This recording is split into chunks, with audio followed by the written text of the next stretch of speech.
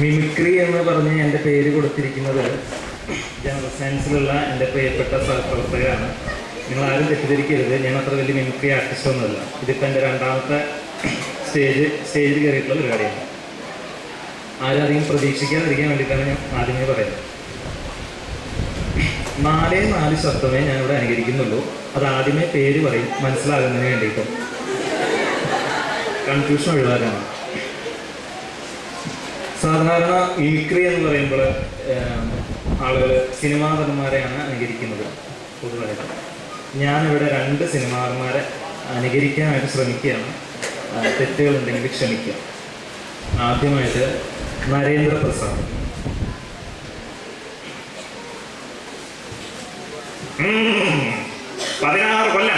16 കൊല്ലം മുമ്പ് നെറ്റി കുളർന്ന് ചോര വീണ പുഴക്കരയിലെ പൂഴിമൺ കയ്യിലെടുത്ത് ഈ അപ്പനൊരു ശബ്ദം ചെയ്തിരുന്നു. അത് മാറ്റാൻ സൂര്യൻ പടിഞ്ഞാറ് ഉദിച്ചു തുടങ്ങിയിട്ടൊന്നുമില്ലല്ലോ. എല്ലാവർക്കും പോകാം. ഇനി എനിക്കൊന്നും പറയാനില്ല, കേൾക്കാനും.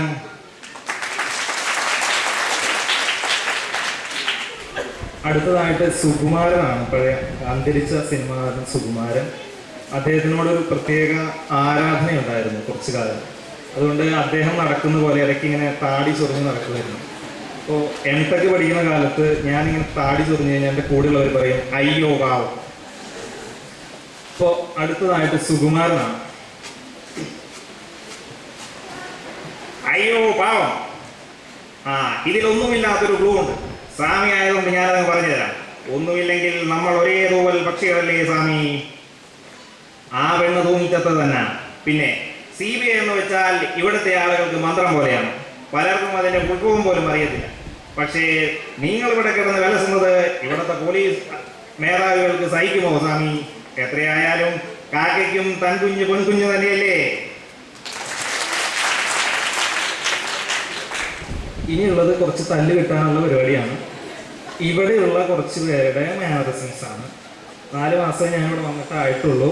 അതുകൊണ്ട് കണ്ട കുറച്ച് മാനറിസംസ് എല്ലാവരെയും കാണിക്കുന്നില്ല. എല്ലാവരും തല്ല് കൊള്ളാൻ ശേഷിയില്ലാത്തതുകൊണ്ടാണ്. ആദ്യമായിട്ട് ശ്രമിക്കുന്നത് നമ്മുടെ അരുൺകാന്ത് സാറിനെയാണ്. സാറ് ഇത് കഴിഞ്ഞിട്ട് തല്ല, ഇപ്പൊ വേണ്ട.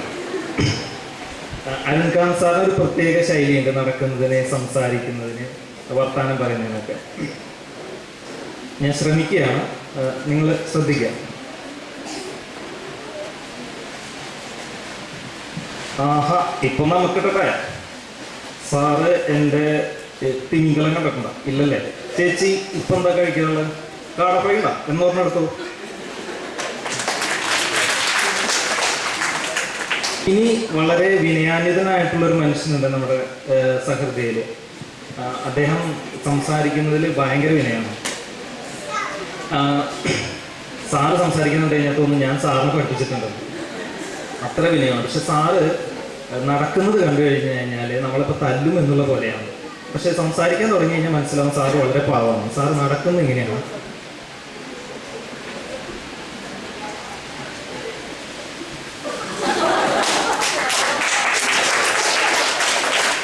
സ്വന്തം ക്ലാസ്സായിരുന്നു.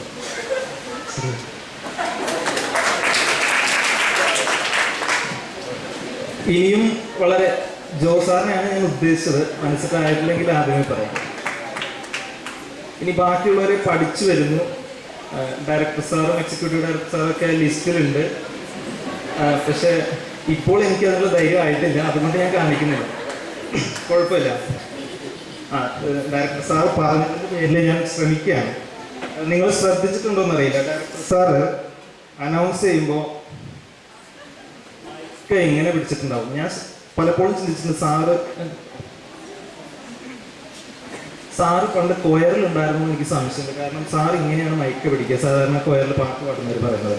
എന്നിട്ട് സാറ് ഫസ്റ്റ് തുടങ്ങുന്നത് ഇങ്ങനെയാണ്: good morning, today we will be conducting the first year assignments for the 1 and 2 semester students, and all the staff members and the students are requested to go through the notice board.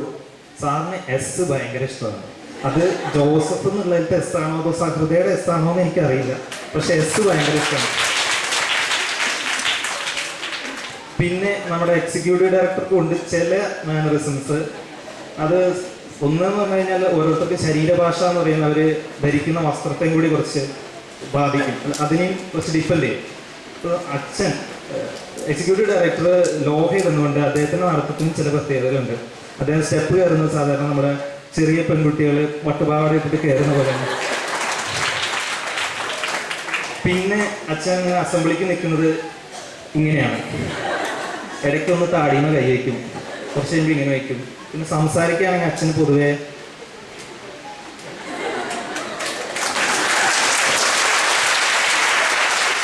പിന്നെ അച്ഛൻ പൊതുവെ use ചെയ്തൊരു വാക്ക്, ഇപ്പോൾ Joseph സാറിന് S കൂടുതലാണെങ്കിൽ sir പറയുന്നതാണ് you know you know. അതുപോലെ ഇനിയുള്ളത് ഇവിടെ നിക്സൺ സാറിനാണ് പറയുന്നത്. അതിന് മുമ്പ് ഷിനിക്കൊരു പണി തരുന്നുണ്ട്. ഷിനി നടക്കുന്നതിന്, ഷിനിയുടെ സൗണ്ട് ഞാൻ പഠിച്ചിട്ടില്ല, ചിലരൊക്കെ ഇങ്ങനെ പഠിക്കണം എന്ന് പറയുന്നു. ജെംസ് മിസ്, എനിക്ക് വളരെ സന്തോഷമുണ്ട്. മിസ് പറഞ്ഞു എന്നെ ഒന്നും അനുകരിക്കുന്നു കാണിച്ചു തരുമോ തലവിളിക്കിട്ട്. അപ്പം ഞാൻ പറഞ്ഞു ശരി, ഞാൻ ശ്രമിക്കാമെന്ന് പറഞ്ഞു. പഠിച്ചു കഴിഞ്ഞിട്ട് മുഴുവനാകുമ്പോൾ മിസ്സിനെ കാണിച്ചു തരും. ഷിനി നടക്കുന്നതിന് ഒരു പ്രത്യേകതയുണ്ട്. ഷിനി നടക്കുന്നുണ്ടെങ്കിൽ നമ്മൾ സോൾട്ട് ആൻഡ് പെപ്പറിലെ ചില ഡയലോഗ് ഓർത്തു പോകും. നമ്മളെ അമ്മ അത് പഠിപ്പിച്ചിട്ടില്ലല്ലോ, കാണിച്ചു തരാം.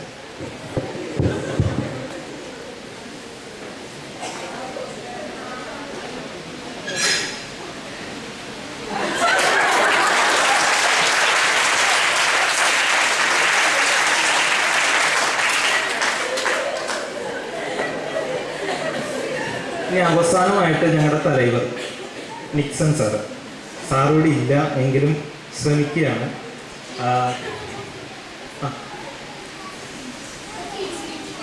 സ്പീച്ച് നിക്സൺ സാർ ഇവിടുന്ന് പോകുന്നതിന് മുമ്പ് ഒരു പ്രസംഗം പറഞ്ഞിരുന്നു.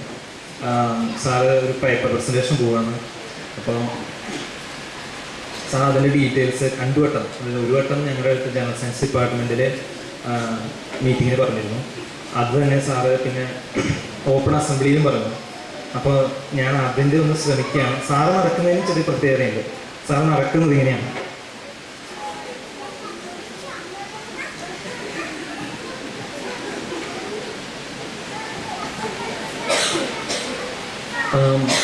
Respected teachers,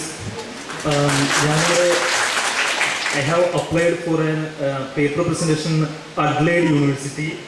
Then as they gone through, actually I applied for only the presentation only, but when they gone through the topic, they were interested and they asked me to give a keynote presentation. As you know, the keynote presentation will be of 35 minutes, including the query. From here, I will be directly going to my friend's house at Melbourne. Then the presentation will be conducted on the university itself.